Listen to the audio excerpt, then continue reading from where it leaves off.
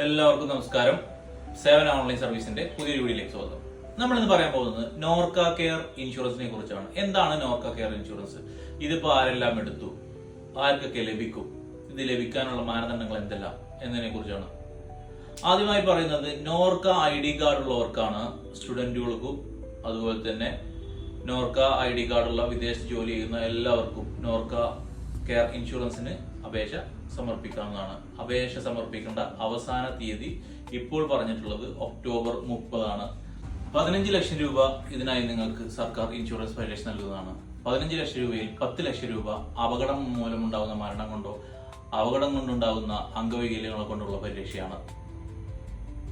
5 ലക്ഷം രൂപ നിങ്ങൾക്ക് നോർമലി വരുന്ന ഹോസ്പിറ്റൽ കേസുകൾക്ക് ഉപയോഗിക്കാവുന്നതാണ്.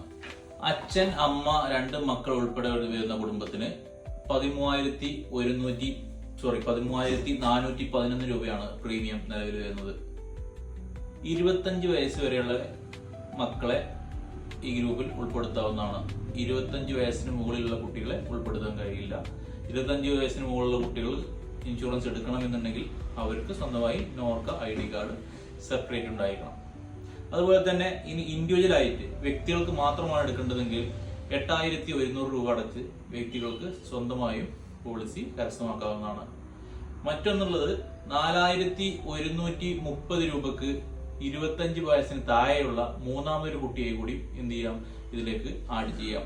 അച്ഛൻ, അമ്മ, 2 മക്കൾ, ഇതിനു പുറമെ മറ്റൊരു കുട്ടിയും കൂടി ഉണ്ടെങ്കിൽ ഓരോ കുട്ടികൾക്കും 4,130 രൂപ അഡീഷണൽ ചാർജ് അടച്ചിട്ട് ഇൻഷുറൻസിന്റെ ഭാഗമാക്കാൻ വേണ്ടി കഴിയും. ഓക്കെ, ഇതുമായി ബന്ധപ്പെട്ട് നിങ്ങൾക്കുണ്ടായിരിക്കുന്ന എല്ലാവിധ സംശയങ്ങളും താഴെ കമന്റ് ബോക്സിൽ ചോദിച്ചാൽ ഞാൻ മറുപടി നൽകുന്നതാണ്. Okay, thank you.